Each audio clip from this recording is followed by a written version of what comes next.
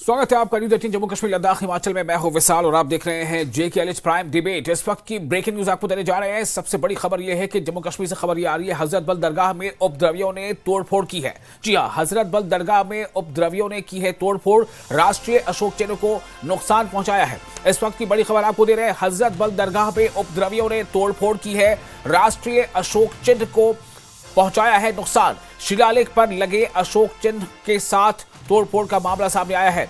Police ने इस मामले में कार्रवाई करते हुए पुलिस ने शिलालेख तोड़ने वालों की पहचान कर ली है। इस वक्त की एक बड़ी खबर आपको दे रहे हैं, जम्मू कश्मीर की आज ये खबर है, हजरत बल दरगाह में उपद्रवियों ने तोड़फोड़ को अंजाम दिया है और इस तोड़फोड़ में राष्ट्रीय चिन्ह जो है अशोक चिन्ह को नुकसान पहुंचाया गया है। शिलालेख पर लगे अशोक चिन्ह को तोड़ा गया।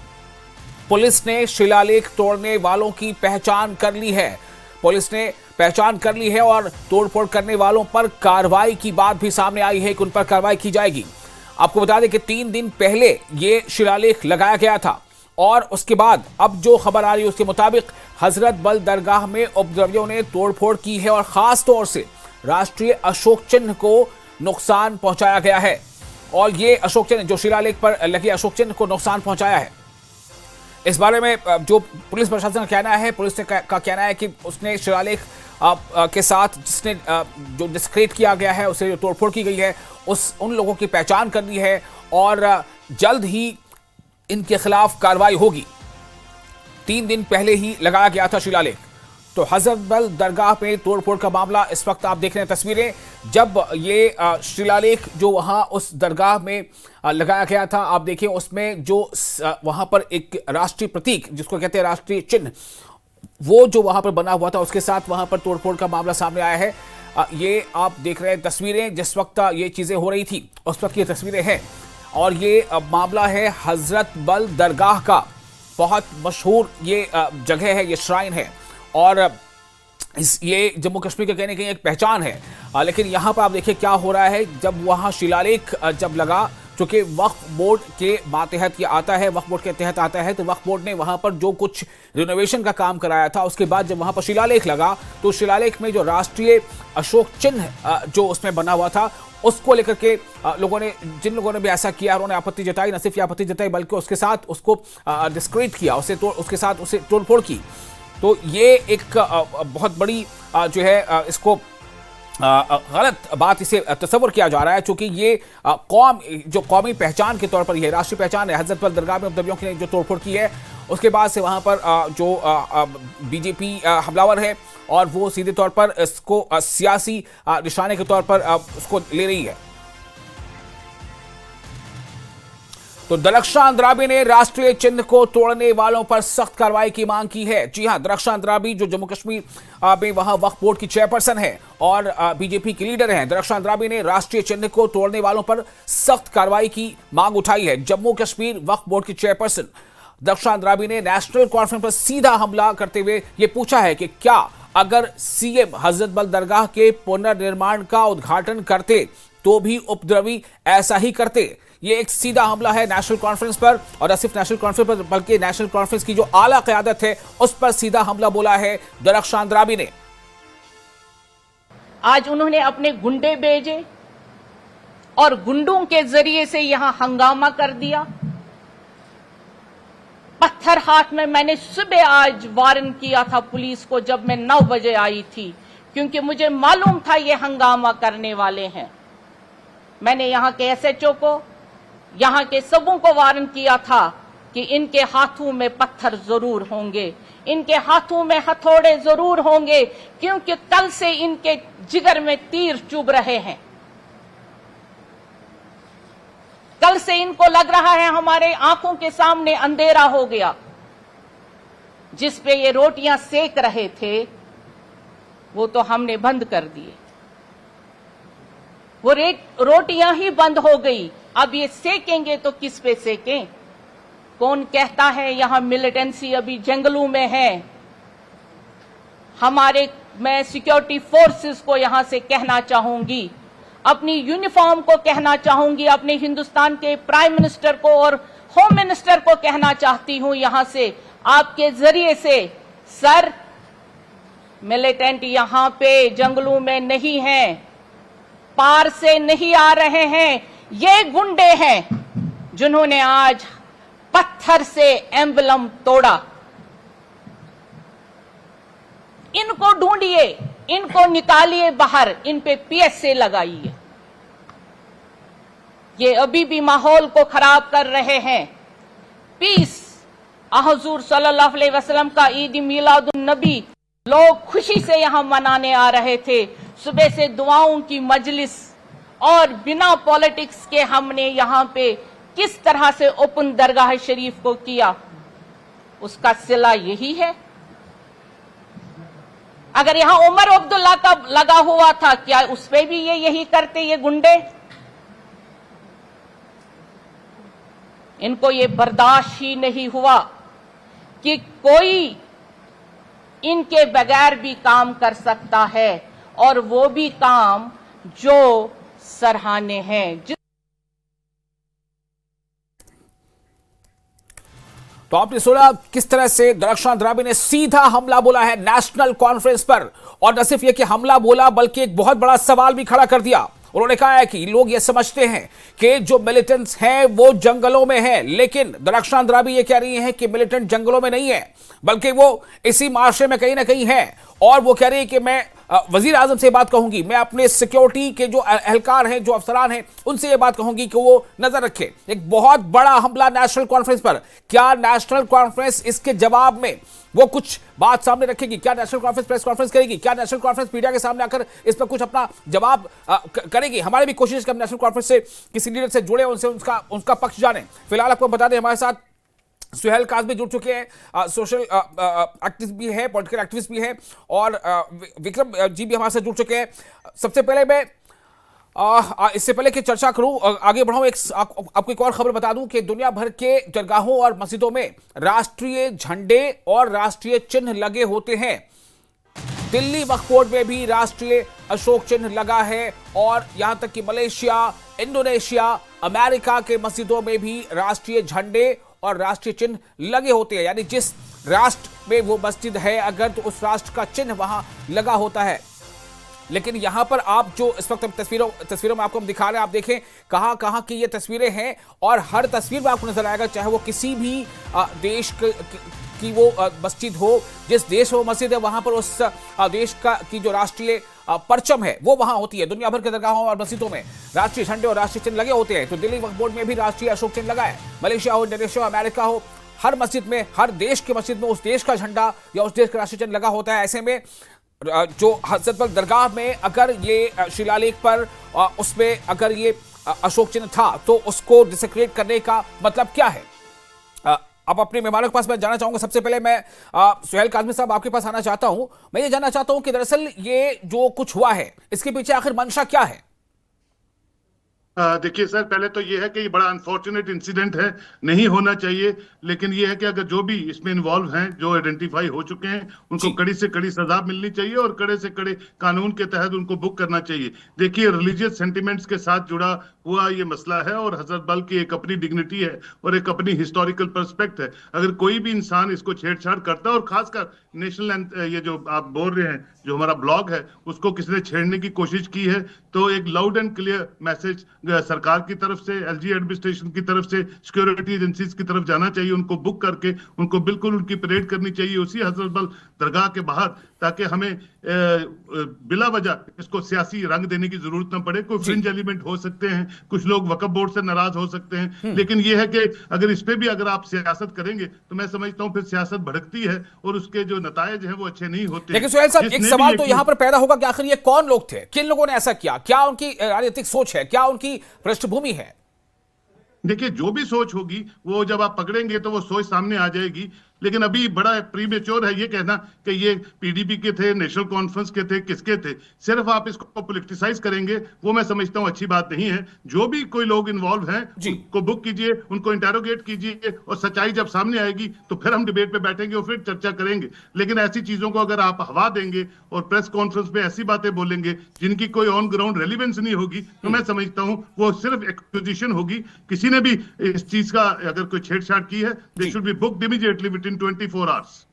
ठीक है, उन्हें बुक किया जाना चाहिए। डॉक्टर विकास पाढ़ा हमारे साथ जुड़ चुके हैं, पॉलिटिकल एनालिस्ट है। डॉक्टर विकास, आपका स्वागत करते हुए मेरा सवाल यही होगा कि जो कुछ हुआ उस पर पहले तो ये आपकी प्रतिक्रिया क्या है? बहुत बहुत धन्यवाद आपका। ये बहुत ही अनफॉर्चुनेट है, और ऐसे समय में जब जम्मू कश्मीर जो है वो अनप्रेसिडेंटेड रेन्स और फ्लड्स का सामना कर रहा है, जम्मू रीजन भी और कश्मीर रीजन भी, इस तरह की एक्टिविटीज करना मुझे लगता है बहुत ही दुर्भाग्यपूर्ण है, अनफॉर्चुनेट है, कंडेमनेबल है। जैसे आपने बताया कि सभी दरगाहों में, श्राइन्स में, ऑल अक्रॉस वर्ल्ड नेशनल एम्बेलम्स होते हैं, नेशनल सिंबल्स होते हैं, उनकी अपनी रेलिवेंस है। रिलीजियस चीजें अपनी जगह हैं, नेशनल चीजें अपनी जगह हैं। तो मुझे लगता है कि उनको दोनों को कंफ्यूज करके उसमें कोई कंफ्लिक्ट क्रिएट करना, मुझे लगता है ये एक वेस्टेड इंटरेस्ट हैं, क्योंकि कश्मीर में जो है पहलगाम के बाद धीरे धीरे करके नॉर्मलसी आ गई है वापस, और उसके बाद कुछ ऐसी दुर्घटना नहीं हुई है। और मुझे लगता है कुछ लोगों को ये चीज हजम नहीं हो रही है, वो यहाँ पे एटमॉस्फेयर को विशेड करना चाहते हैं। जिस समय एक नेचुरल कैलेमिटी ने एक दस्तक दी है, अनप्रेसिडेंटेड रेन्स हो रही हैं, फ्लड्स आ रहे हैं, जब हमें फोकस करना चाहिए कि हम इंसानियत के तौर पे एक दूसरे की मदद करें, जो लोग बाढ़ में उससे सफर किए उनकी मदद की जाए। इस तरह के एक्टिविटीज में इन्वॉल्व होना, मुझे लगता है ये एक सोची समझी साजिश है एक एटमॉस्फेयर खराब करने की, और इसको हर किसी इर्रिस्पेक्टिव ऑफ पार्टीज, ये पार्टी लाइन से हट के इसको कंडेम करना चाहिए। और अगर कहीं कोई पॉलिटिकल पार्टी से इन्वॉल्व है, तो मुझे लगता है कि थॉरो इंक्वायरी करके, इन्वेस्टिगेशन करके culprits should be brought to book, और उनको एक एग्जाम्पलरी पनिशमेंट मिलनी चाहिए कि no one in future involves in such acts again. ठीक है, हमारे साथ विक्रम मल्होत्रा है, स्पोक्स पर्सन है बीजेपी की। विक्रम जी, आपका क्या इस पर रिएक्शन है? दर्शक रावी तो कह रहे हैं कि हमें पहले से पता था कि ऐसा कुछ होने वाला है, और कुछ लोग यहाँ आ सकते हैं, वो उपद्रव कर सकते हैं, वो तोड़फोड़ कर सकते हैं। तो इसका मतलब यह है कि अगर उन्हें पता था तो शायद कहीं ना कहीं कुछ और लोगों को ही पता होगा। तो ये क्यों ऐसा हुआ, और कैसे ऐसा हुआ कि उसे सेंस कर लिया गया था, फिर उसे रोका भी नहीं जा सका? देखिए, बहुत ही अनफॉर्चुनेट इंसिडेंट जो है ये जो हुआ है, और अगर हिंदुस्तान में और जम्मू कश्मीर में सबसे बड़ी जो दरगाह है वहां हिंदुस्तान का नेशनल एम्बलम नहीं लगेगा तो फिर कहां लगेगा? और ये जो फोर्सेज हैं, आपको याद होगा 1993 और 1996 में जिस तरह से हजरतबल की सीज की गई थी और मिलिटेंट्स उसके अंदर घुसे थे, और कितना बड़ा ऑपरेशन हिंदुस्तानी फौज को चलाना पड़ा था। ये वही ताकतें जो आज भी जिनके अवशेष बचे हैं, वो इस तरह की हरकत करके दोबारा उस माहौल को खराब करना चाहते हैं।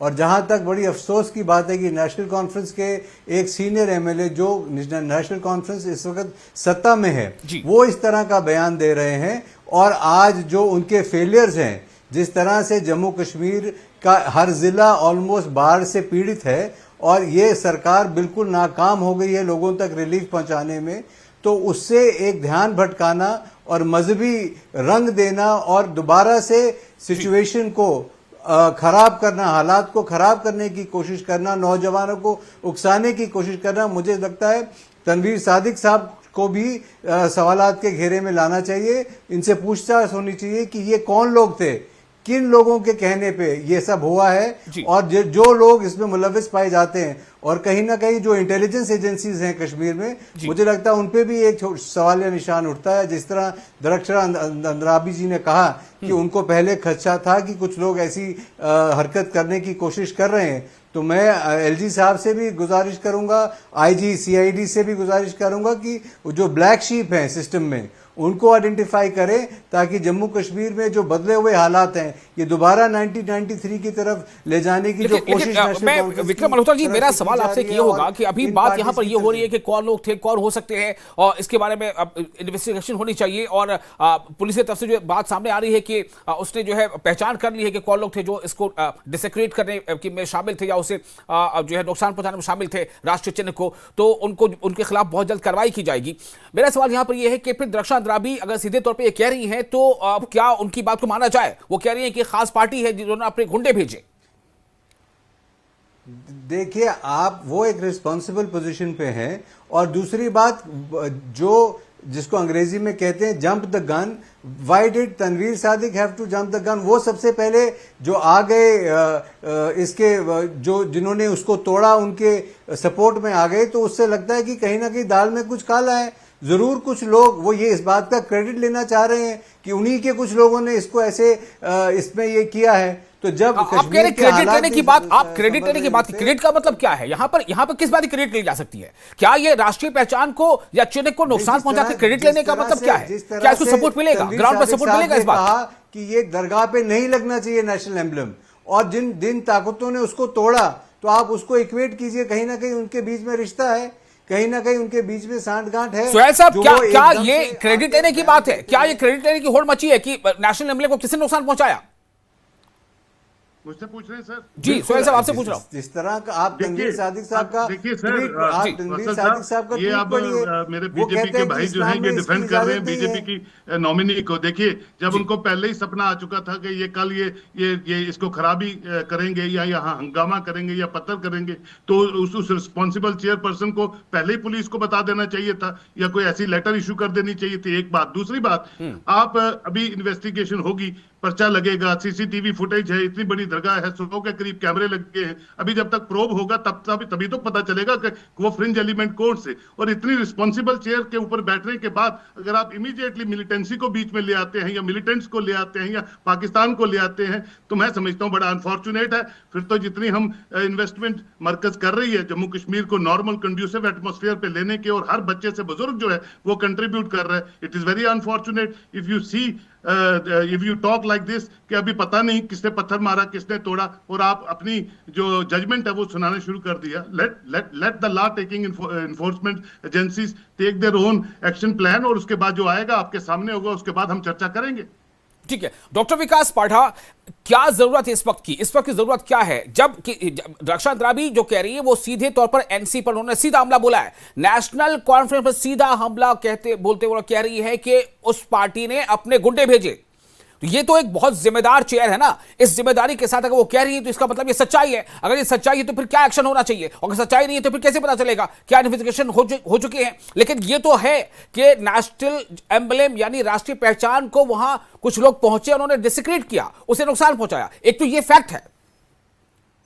बिल्कुल ये फैक्ट है, और ये उससे बड़ा अनफॉर्चुनेट चीज ये है कि जो आरोप लग रहा है और जिन पे आरोप लग रहा है वो दोनों पार्टी, डॉक्टर अंद्राबी भी एक रिस्पॉन्सिबल पोस्ट पे हैं, वो वक्फ बोर्ड पे हैं कि चेयरपर्सन हैं, और जिन पे आरोप लग रहा है, जिस पार्टी पे वो आरोप लगा रही हैं, वो रूलिंग पार्टी है इस समय जम्मू कश्मीर में। तो ये बहुत ही ग्रेव सिचुएशन है, और मुझे ये लगता है कि this calls for an immediate investigation, fair investigation होनी चाहिए। और ये क्योंकि ये ऐसा इशू है दैट कैन जी अग्रेवेट क्वाइट बहुत फास्ट एग्रेवेट हो सकता है और सिचुएशन को विशिएट कर सकता है। मुझे लगता है कि इसमें एडमिनिस्ट्रेशन को प्रोएक्टिव होके इसमें इमीडिएट इन्वेस्टिगेशन करनी चाहिए। Whosoever is the culprit should be booked. ये जो पॉलिटिकल स्लग फेस्ट जो एक दूसरे पे ये करना, उसका जो नुकसान हो सकता है वो हमारी सेंसिटिव जम्मू कश्मीर में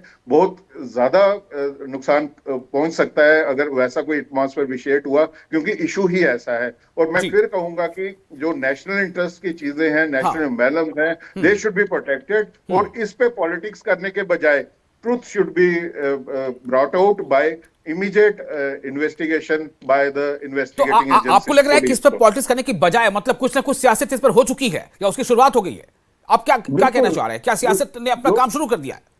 बिल्कुल, जो बयान जिस तरीके से आ रहा है, जैसे डिफेंड कर रहे हैं वहां से रूलिंग पार्टी नेशनल कॉन्फ्रेंस के तनवीर सादिक, और इसमें कोई मैं ये कहना चाहूंगा कि हमेशा एक कॉम्पिटिटिव पॉलिटिक्स रही है सेपरेटिज्म को लेके कश्मीर में, पीडीपी और एनपी के बीच में। कहीं ना कहीं इस तरह की कोई घटना होती है तो उसका क्रेडिट लेने की होड़ होती है, क्योंकि अपनी जो कंस्टिट्यूएंसी है वोटर्स की उसको कैटर करने के लिए। फिर मैं आपसे भी ये सवाल करूंगा, क्रेडिट का मतलब यहां पर क्या हो रहा है? राष्ट्रीय पहचान है, राष्ट्रीय पहचान को कोई नुकसान पहुंचा रहा है तो क्रेडिट लेने का मतलब क्या है? क्या वो क्रेडिट जो है मतलब वो इतनी बड़ी कोई बात है कि उसको क्रेडिट लिया जाए, और क्या उस बात को लेकर उसको बहुत बड़ा समर्थन मिल जाएगा वहां पर? अगर ये भावना है तो फिर इसका मतलब है कि जम्मू कश्मीर में चीजें अभी नहीं बदली हैं। नहीं, उसमें कुछ परसेंटेज है जो ये पार्टीज जो करती हैं, पीडीपी और नेशनल कॉन्फ्रेंस, इनकी एक वोटर कोर है जो कि ये पसंद करता है कि जो भारत के हमारे देश के जो सिंबल्स हैं, जैसे तिरंगा है, नेशनल एम्बलम है, अगर इनको ठेस पहुंचती है तो दे गेट हैप्पी। लेकिन अभी हमने हाल ही में देखा है, अभी आप हाल में देखिए, तिरंगा रैली निकली, गली गली, गांव गांव, शहर शहर, आपने देखा जम्मू कश्मीर में, खासतौर से वादी कश्मीर में भी कितनी रैलियां निकली, स्कूलों के बच्चे, टीचर्स, स्टूडेंट्स, बड़े बुजुर्ग सब जो है वो तिरंगा रैली में शामिल नजर आए। तो एक तरफ तो ये भावना है, एक तरफ तो ये वहां पर बदलाव दिख रहा है, और दूसरी तरफ अगर ये चंद लोग जो कुछ ऐसा कृत्य कर रहे हैं, इसका मतलब है कि क्या कोई ऐसी सोच है जो फिर से वहां पनपाने की कोशिश हो रही है, और अगर वो उसको कैसे रोका जा सकता है, एक बड़ा चैलेंज है। बिल्कुल, यही मैं बता रहा हूं कि ये बहुत ही मिस्चीवियस है अगर इस तरह से आके डिफेंड किया जा रहा है ऐसे लोगों को रूलिंग पार्टी के एमएलएस के द्वारा, तो ये बहुत ही अनफॉर्चुनेट है, क्योंकि चेंज आ रही है, चेंज हम ग्राउंड पे देख रहे हैं, लेकिन फिर भी यहाँ पे एलिमेंट्स हैं जो कि उसको रिवर्स करना चाहते हैं। तो ये जो एक एपिसोड हुआ है, this is an attempt in this direction and this evil should be nipped in the bud. इसको आगे नहीं बढ़ने देना चाहिए, प्रॉपर इन्वेस्टिगेशन करके कल्प्रिट्स को बुक करके they should be brought to public domain. लेकिन आप क्या देख पा रहे हैं जिस तरह से, मेरा सवाल एक छोटा सा इसका जवाब दे दीजिए, फिर मैं अपने दूसरे बयान के पास जाऊंगा। आपने अभी देखा कि डॉक्टर दक्षा अंद्राबी जो हैं वो सीधे तौर पर आरोप लगा रही है, अगर मान लीजिए उन्हें लगता है कि सच्चाई है तो वो सामने आकर कह रही हैं, इसमें मैं भी नहीं कह रहा कि जो कह रही हूं वो सच है या नहीं है, लेकिन वो कह रही हैं। तो अब इसके आगे आपको क्या दिखता है? आप लोग ये कह रहे हैं कि सियासत नहीं होनी चाहिए, बहुत कंडूसिव माहौल अच्छा बना है, तिरंगा रैली अभी हमने हाल में देखा है, लेकिन अगर इस तरह की चीजों को वहां पर और बढ़ावा मिलता है तो फिर से कहीं ना कहीं जो लगातार कोशिशें हो रही है पिछले 8-10 सालों से कि वहां पर हालात को बेहतर किया जाए और बेरसिम जो है उसको जोड़ा जाए वहां के सेंटिमेंट को, क्या इस पर असर पड़ जाएगा? बिल्कुल, ये बहुत ही सेंसिटिव इशू है। जितनी चेंज ग्राउंड में हमें दिख रही है, नेशनलिज्म को लेके तिरंगा रैलीज हो रही हैं, यहाँ पे माहौल बदल रहा है, इस तरह की जो इंसिडेंट्स होती हैं, they have potential to reverse these things. तो मुझे लगता है कि इसका यही एक तरीका है कि हमें इमीडिएटली इसकी इन्वेस्टिगेशन करके एजेंसीज को कल्प्रिट शुड बी बुक्ड और उनको सामने पब्लिकली लाया जाए कि इन लोगों की ये सारी साजिश थी, इनकी मंशा ठीक नहीं थी और इनको हमने बुक किया और इनको सजा मिली है। विक्रम मल्होत्रा हमारे साथ है, स्पोक्सपर्सन है बीजेपी के। विक्रम जी, मेरा सवाल अब यहाँ पर यही बात, यहाँ पर हो रही इन्वेस्टिगेशन की, क्या इन्वेस्टिगेशन की जरूरत अब है? अगर दक्षा अंद्राबी ने कह दिया है कि वो कौन लोग थे और किस पार्टी से जुड़े थे, तो क्या अभी भी इन्वेस्टिगेशन की जरूरत है? क्योंकि वो जो भी लोग थे, मुझे लगता है कि वो कैमरे में हैं, वो पकड़े जा सकते हैं। तो अब यहाँ पर इससे आगे क्या होना चाहिए, किस तरह से चीजों को लेकर आगे बढ़ा जाए? क्या इस इशू को वाकई इतनी ज्यादा इसमें सियासत आगे बढ़े या बढ़नी चाहिए? आप देखिए, जो मैं अभी बातें कर रहा था, जो सुहेल काज़मी कह रहे थे कि अभी वहां पर हालात में कितनी तब्दीली देखी गई है। आप देखिए तिरंगा रैलियां कितनी जोर शोर से निकली अभी हाल के दिनों में, उसके बाद अगर इस तरह की चीजों को अगर कोई मौका दे रहा है तो उसको कैसे रोका जा सकता है? देखिए, कश्मीर की राजनीति में 2 और 2 हमेशा 4 नहीं होते, ये बात हमको समझनी चाहिए। यहाँ कभी 2 और 2 5 भी होते हैं, कभी 6 भी होते हैं, कभी 1 भी होता है। ये कश्मीर की टिपिकल पॉलिटिक्स है। और ये जो मिस्चीवियस स्टेटमेंट है तनवीर सादिक साहब का, ऐसे समय पे जब गवर्नमेंट की तरफ से एक रिस्पॉन्सिबल स्टेटमेंट आना चाहिए था जो इस सिचुएशन को कूल डाउन करने में मदद करता, बल्कि एक ऐसा स्टेटमेंट आता है जो और उत्तेजित कर सकता है लोगों को, पहली बात। दूसरी बात, जहां तक आपने ये सवाल कहा कि दक्षा अंद्राबी जी जो कह रही हैं वो वही बता सकती हैं, क्योंकि उनके पास कुछ फैक्ट्स होंगे जिसके बिना पे वो ये इल्जाम लगा रही हैं। मुझे लगता है she would be in a better position to tell you कि वो क्या उनके पास फैक्ट्स हैं। पर हाँ, एक बात जरूरी है कि कुछ ताकतें, इससे लगता है, जो इस अमन व अमान को, जो हमने 2019 के बाद से प्रोग्रेस की है, जो जम्मू कश्मीर के हालात बदले हैं, ठीक होने की तरफ चल रहे हैं, लोगों, नौजवानों के हाथों से पत्थर हटाए हैं, उनको दोबारा थमाने की कोशिश, ये अगर सरकारी जमात के बयानात से ऐसा हो तो ये बहुत अनफॉर्चुनेट है। इसकी तहकीकात होनी चाहिए और रूलिंग पार्टी की तरफ से इस बयान की जवाबदेही भी होनी चाहिए। ठीक है, मैं सुहेल काज़मी साहब आपके पास आना चाहता हूं, लेकिन उससे पहले मैं चाहूंगा कि एक बार जो हमारे नए दर्शक अभी जुड़े इस प्रोग्राम से उनको दक्षा अंद्राबी का वो बयान सुनाऊं। डॉक्टर दक्षा अंद्राबी जो जम्मू कश्मीर वक्फ बोर्ड की चेयरपर्सन है, उन्होंने क्या कहा है? डॉक्टर दक्षा अंद्राबी ने राष्ट्रीय चिन्ह को तोड़ने वालों पर सख्त कार्रवाई की है। एक बार फिर बता दें कि जो हजरत बल दरगाह है वहां एक शिलालेख लगा, उस शिलालेख में जो है एक राष्ट्रीय चिन्ह, अशोक चिन्ह वहां पर उसमें बना हुआ था, जिसको नुकसान पहुंचाया गया है। तो इसको जो नुकसान जिनको ने मचाया है, उनके खिलाफ सख्त कार्रवाई की मांग की है डॉक्टर दक्षा अंद्राबी ने। जम्मू कश्मीर वक्फ बोर्ड की चेयरपर्सन दक्षा अंद्राबी ने नेशनल कॉन्फ्रेंस में सीधा हमला बोला है और पूछा है कि क्या अगर सीएम हजरत बल यानी सीएम ने अगर हजरत बल दरगाह के पुनर्निर्माण का उद्घाटन किया होता तो क्या तब भी शिलालेख लगा होता और तब भी क्या इस तरह का ही उपद्रवी ऐसे ही हरकत करते? उन्होंने सवाल उठाया है। मैं चाहूंगा एक बार फिर उनका बयान सुनिए, चूंकि इससे बहुत कुछ पता चलेगा कि क्या बात है बात और ये मामला किस तरफ जा रहा है। एक बार उनके बयान सुनते हैं। अपने गुंडे भेजे और गुंडों के जरिए से यहां हंगामा कर दिया। पत्थर हाथ में मैंने सुबह आज वार्न किया था पुलिस को जब मैं 9 बजे आई थी, क्योंकि मुझे मालूम था ये हंगामा करने वाले हैं। मैंने यहां के एसएचओ को, यहां के सबों को वार्न किया था कि इनके हाथों में पत्थर जरूर होंगे, इनके हाथों में हथौड़े जरूर होंगे, क्योंकि कल से इनके जिगर में तीर चुभ रहे हैं। कल से इनको लग रहा है हमारे आंखों के सामने अंधेरा हो गया। जिस पे ये रोटियां सेक रहे थे वो तो हमने बंद कर दिए, वो रोटियां ही बंद हो गई। अब ये सेकेंगे तो किस पे सेकें? कौन कहता है यहां मिलिटेंसी अभी जंगलों में है? मैं सिक्योरिटी फोर्सेस को यहां से कहना चाहूंगी, अपनी यूनिफॉर्म को कहना चाहूंगी, अपने हिंदुस्तान के प्राइम मिनिस्टर को और होम मिनिस्टर को कहना चाहती हूं यहां से आपके जरिए से, सर मिलिटेंट यहां पे जंगलों में नहीं हैं, पार से नहीं आ रहे हैं। ये गुंडे हैं जिन्होंने आज पत्थर से एम्बलम तोड़ा। इनको ढूंढिए, इनको निकालिए बाहर, इन पे पीएसए लगाइए। ये अभी भी माहौल को खराब कर रहे हैं। पीस हुजूर सल्लल्लाहु अलैहि वसल्लम का ईद मिलादुन नबी लोग खुशी से यहां मनाने आ रहे थे।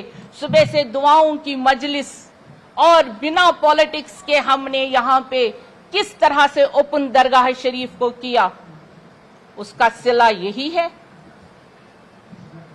अगर यहां उमर अब्दुल्ला का लगा हुआ था, क्या उस पे भी ये यही करते ये गुंडे? इनको ये बर्दाश्त ही नहीं हुआ कि कोई इनके बगैर भी काम कर सकता है, और वो भी काम जो सराहनीय है। तो आप ये तस्वीरें देख रहे हैं, आपने जम्मू कश्मीर की जो चेयरपर्सन है वक्फ बोर्ड की, जम्मू कश्मीर वक्फ बोर्ड की दक्षा अंद्राबी, उनका आपने बयान भी सुना। वो कितने गुस्से में है, कितने नाराज है और किस तरह से एक पार्टी को वो निशाना बना रही है, उनका क्या ना इल्जाम लगा रही है। साथ ही मैं आपको ये बता दूं, दरअसल हजरत बल जो दरगाह है वो दरगाह काफ़ी पुरानी है और बहुत ज़्यादा प्रतिष्ठित दरगाह है, बहुत मकबूल दरगाह है वो, और वो एक पहचान है जम्मू कश्मीर की। तो उस दरगाह में कुछ रेनोवेशन का काम हुआ था। रेनोवेशन के काम के बाद वहाँ पर एक शिलालेख लगा था। उस शिलालेख में, यानी जो कतबा वहाँ पर लगाया जाता है शिलालेख में, उसमें राष्ट्रीय पहचान अशोक चिन्ह जो है वो बना हुआ था, उसको नुकसान पहुँचाया गया है, उसे डिसेक्रेट किया गया, उसे उसके साथ तोड़फोड़ की गई, उसे नुकसान पहुंचाया गया है। और दक्षा अंद्राबी जो है वो सीधे तौर पर एक खास पार्टी पर वो उंगलियां उठा रही है कि उनके गुंडों ने ये काम किया है। सवाल ये पैदा होता है कि जम्मू कश्मीर में जो हालात काफ़ी बेहतर ढंग से नॉर्मलसी की तरफ बढ़ रहे हैं, हालांकि अभी मौजूदा वक्त में जम्मू कश्मीर अभी जो है बाढ़ और सैलाब की तबाहकारियां झेल रहा है, लेकिन उन सब के बीच इस तरह की सोच पर अमल करना और उस पर सियासत को परवान चढ़ाना, ये भी हम देखने को मिल रहा है हमें।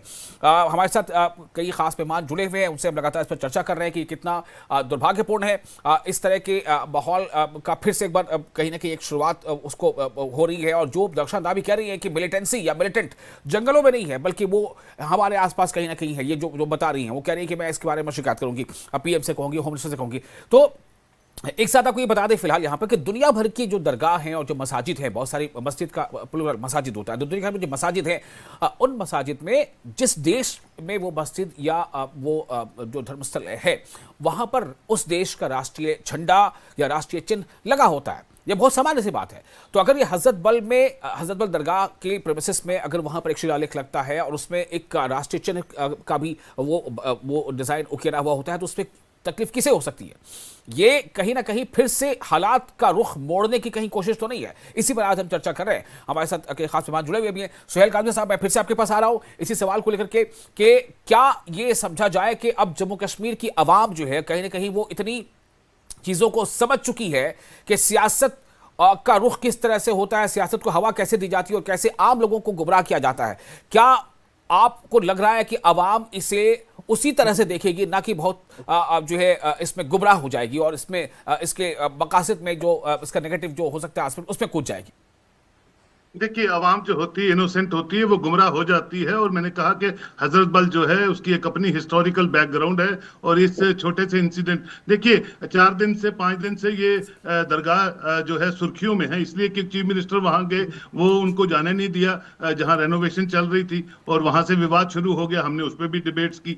आज जो है अभी इंसिडेंट हुआ है, बिल्कुल कंडेमेबल है, हम सब कंडेम कर रहे हैं। जो लोग भी इसमें इन्वॉल्व हैं उनको बुक करना चाहिए, उनकी परेड करवानी चाहिए कि national security, national integration, national चिन्ह को लेके कोई भी इन्वॉल्वमेंट जिसकी भी होगी उस पर कड़े से कड़े कानून के तहत उस पर कार्रवाई होगी। होना यह चाहिए था कि प्रधानमंत्री और मेरे गृह मंत्री जो हैं जितना पीस को लेके लोगों का हाथ पकड़ के जम्मू कश्मीर को एक खुली फिजा को कंड्यूसिव एटमॉस्फेयर को आगे बढ़ाने में जितनी कोशिशें कर रहे हैं पिछले 11 साल से, और ये ऐसी चेयरपर्सन जो एक रिस्पॉन्सिबल चेयर पे बैठी हैं, लेट द प्रोब, शाम तक प्रोब आ जाता, सीसीटीवी कवरेज आ जाती, जब वो बुक हो जाते उसके बाद एक प्रेस कॉन्फ्रेंस करते तो बेहतर होता। ना सियासत होती, ना इस पे कोई स्टोरियां बनती, और ना ही इतना बवाल जो है आने वाले दिनों में जो बढ़ने का अंदेशा है वो नहीं बढ़ता। देखिए, हम सब लोग एक दूसरे की आपसी रवादारी से जुड़े हुए हैं। उसमें अगर 2 लोग या 3 लोग कोई ऐसी गलती करते हैं या कोई ऐसे फ्रिंज एलिमेंट्स हैं जो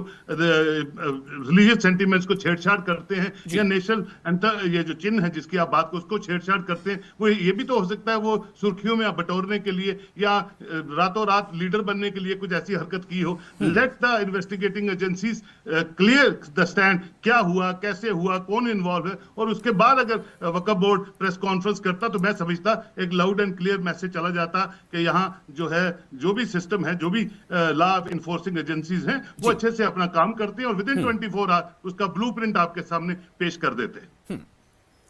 तो ये आप जो बात कह रहे हैं, शायद जम्मू कश्मीर का हर वो नागरिक जो जम्मू कश्मीर में अमन चाहता है, जो जम्मू कश्मीर को तरक्की की राह पर आगे बढ़ता हुआ देखना चाहता है, जो जम्मू कश्मीर को दहशतगर्दी के इस जो दंश से छुटकारा दिलाना चाहता है, उसकी सोच बेशक वही होगी जो सुहेल काज़मी साहब आप कह रहे हैं या फिर बाकी हमारे मेहमान भी कह रहे हैं। लेकिन सियासत को यहाँ पर अपना काम करता हम देख पा रहे हैं। आपको ये बता दें कि दरख्शां अंद्राबी के बयान पर कांग्रेस के का हम चाह रहे हैं कि उनका भी कुछ रिएक्शन हमारे पास आ जाए।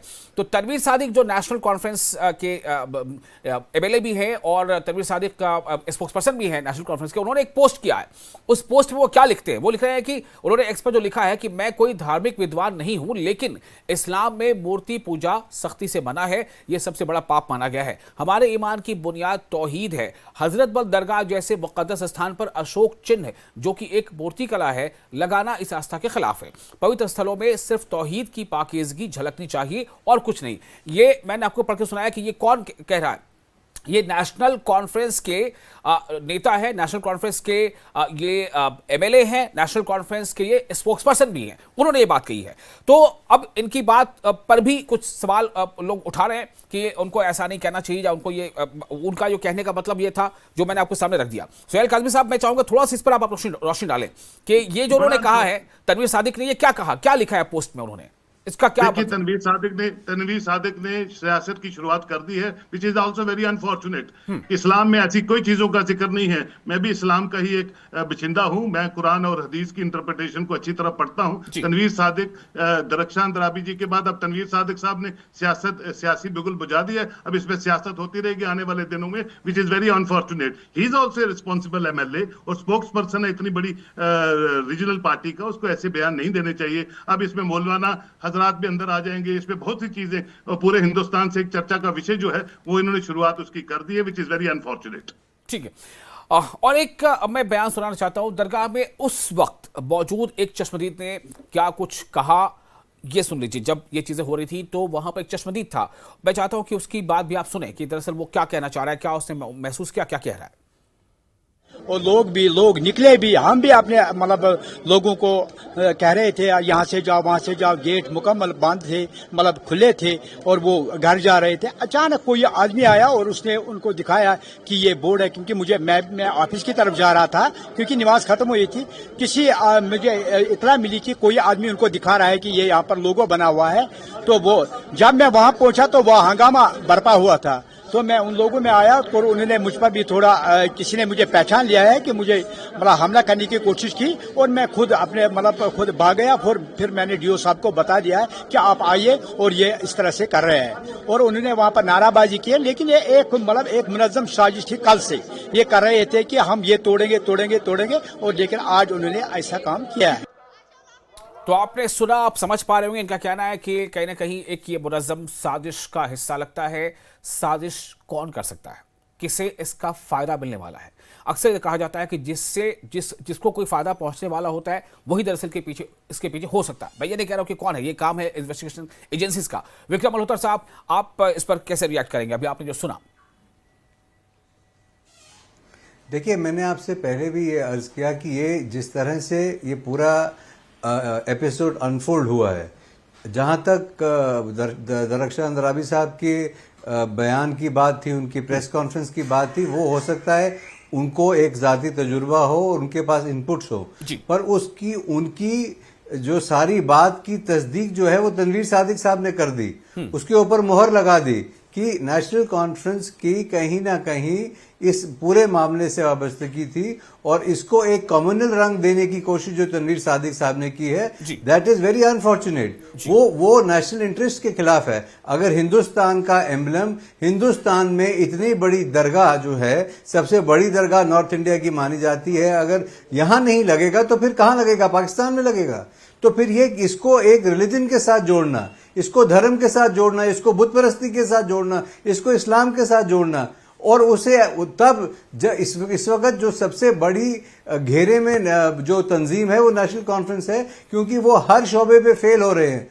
वो चुनाव लड़के आए थे यूटी पे और स्टेटहुड की डिमांड करते करते आज जब जम्मू कश्मीर पूरा फ्लड में डूबा हुआ है, तो उस समय पे भी वो प्रोटोकॉल ढूंढ रहे हैं और दूसरी बातें कर रहे हैं। तो सीधा सीधा समझ में आता है कि इसकी राजनीतिक रोटियां सेकने की कोशिश कौन कर रहा है। जी, ठीक तो है। इससे बचना चाहिए। जम्मू कश्मीर जो बहुत आगे निकल चुका है और जम्मू कश्मीर का नौजवान अब इन बातों में आने वाला नहीं है।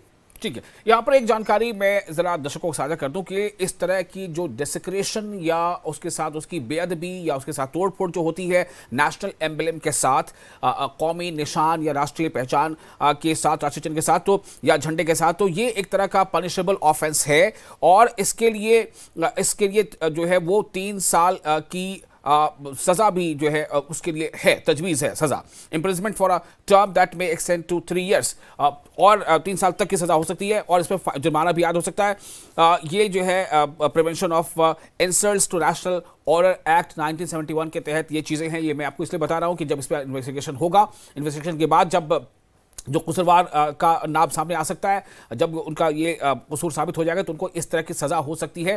कहने का मतलब ये है कि ये पता होना चाहिए कि ये कदम जो उठाया जिस किसी ने भी, वो गलत कदम है और ये एक बहुत बड़ा जुर्म है। लेकिन सवाल ये है कि आखिर ये साजिश है तो ये साजिश किसने की? विक्रम मल्होत्रा को अभी हमने सुन लिया, सुहेल काज़मी भी लगातार कह रहे हैं कि ये दरअसल मुद्दा जो है इसको सियासी हवा दी जा रही है जो नहीं होनी चाहिए। डॉक्टर विकास पाठा हमारे साथ अभी मौजूद है, पॉलिटिकल एनालिस्ट।